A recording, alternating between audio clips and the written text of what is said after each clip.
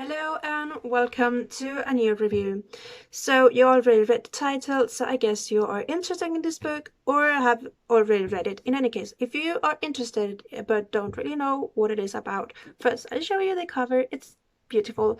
But the book is about Fitz when he's already an adult, he has settled down, he is, around like between 50 and 60, and he's just kind of an old man depending on how you see age, and he's just living peacefully until things start to go, you know downhill kind of.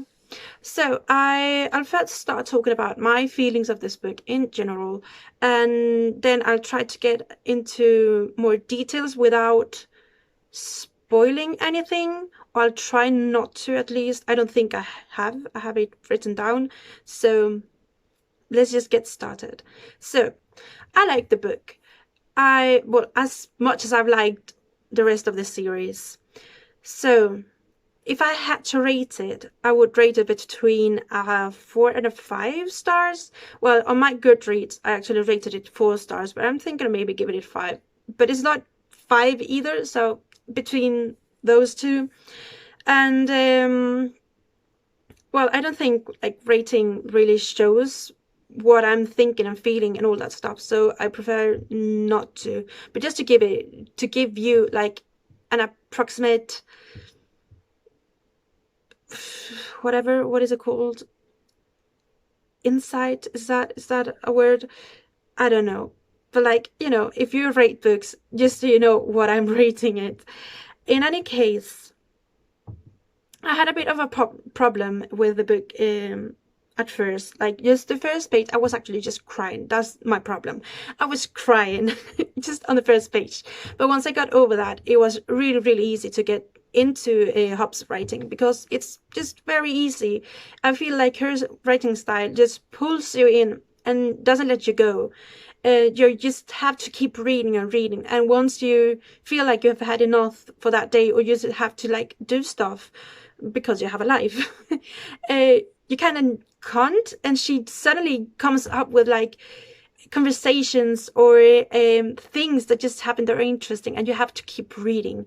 That's kind of what happened with this book. So, but like, the story is kind of slow. I know people have problem with that. I personally don't. So it's not a big issue for me, but I'll just say it so you are prepared if you have a problem with that. If you've read the rest of her series, then you probably know this. But yeah, but like, things don't start happening until the last 150, 100 pages. That's when all that build up really comes in, and it's there where things start to happen, really. I think the plus side of this slow writing, though, is that we get to know characters more deeply, because you don't have that much action. You get to know what the characters like and how they react to certain things. And that's what we get to do with Fitz, because even though we have known him as a young boy and a young adult, he was kind of an adult in the last trilogy with him, and we know him as a reckless man. But in this book, where Hobb is showing us a man that actually thinks about the things he does, and he's just more settled down. He knows that being reckless isn't the way to go, in many cases at least. So he just does things very, very different from what we know of him before, or like what he did before. And I think that is really cool, because we actually see a growth there, even though we weren't with him during those years between the last series, or the last trilogy with him, and this one. We actually get to see the consequences of that time, and it's, for my part, I think it's really, really great to see that he's just not that boyish and childish boy. Well done, Sophia. But yeah, he seems like he's happy with the life he's having now, so I'm really, really happy for that. And he's just trying really hard, so we can't just not love him. Apart from Fitz, we also have a lot of other characters. Some we know and some are new. The new ones, we have, for example, Sean, Land, Bee, and Perseverance. Um, and from the ones we already know, we have Nettle, Riddle, and Shade, some of them at least. And the new characters are actually, I think it's really interesting the way they are presented, because we see them from the mind of Fitz. As I said before, he's a 60-year-old, or like around that age. And he we get to experience those characters, the new characters that are maybe around 20, and they feel childish. They feel really like spoiled brats, basically. And it's really fun to see how seeing some characters from a perspective, like a more adult perspective, can seem more annoying in a way, because they are really annoying. Um, Whereas if it was from their perspective, we would probably see Fitz as a more annoying character, like, because the age gap just clashes. It doesn't really work. But I do think these characters, the new characters, have a lot of interesting things. They just act in a way that is just a tiny bit annoying, and I expect them to be like, as other annoying characters have done in Hobb series, to grow and to actually feel like their time doing stuff and having to experience certain things really make them, you know, be less hateful. But yeah, I think it's amazing that we get to experience that annoyingness from the point of view of Fitz. Apart from that, my biggest problem with this book is that I wanted more of Nettle. I actually really miss Nettle, and she was like this big deal in the previous trilogy. And I just wanted that parent-child relationship that we didn't actually get. We do see how their relationship is, but it's not like, there's no really, a parent-child relationship there, which is annoying to me, because I really wanted to see just cute moments with them.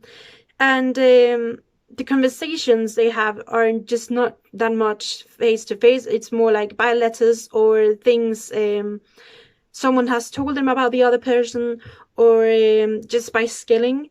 And I just think it's sad that it wasn't like more of a, a more cute situation, so to say.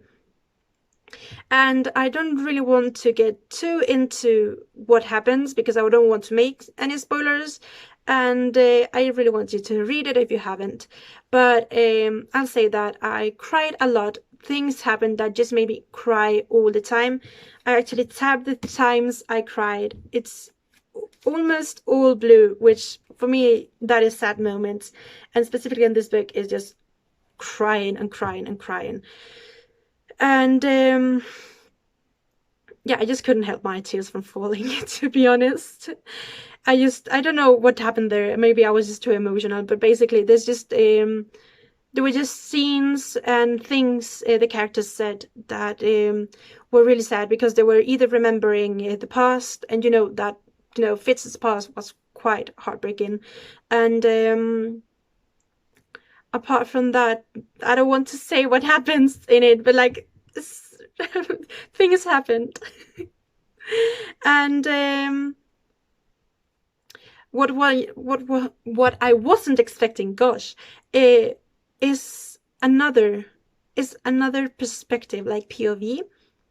At first I wasn't so sure about it, because I'm not really that good at changes, but I got used to it. It's actually really interesting to see a perspective from their point of view. A perspective from their point of view. That makes no sense. But like, it was interesting to have another perspective in this book. And it made me wonder if maybe Hobb, like, if once a character has a point of view, it means they're very important. So it made me wonder if Hobb is maybe thinking of continuing the series, because we know this is the last trilogy in the Realm of the Elderling series. So maybe with this POV, it means that it can continue. Who knows? I haven't finished the series yet, obviously, so maybe. And I think this is it for the review. I could say more, but I just don't want to spoil anybody. So I'll just leave it here for now. And I hope you enjoyed it. And if you have, give it a like, maybe, please. And if you read the book or want to read it, just leave a comment down below, because I would really like to know. And if you don't follow me, maybe consider it, because I would really appreciate it. So that's it. Bye bye. See you next time.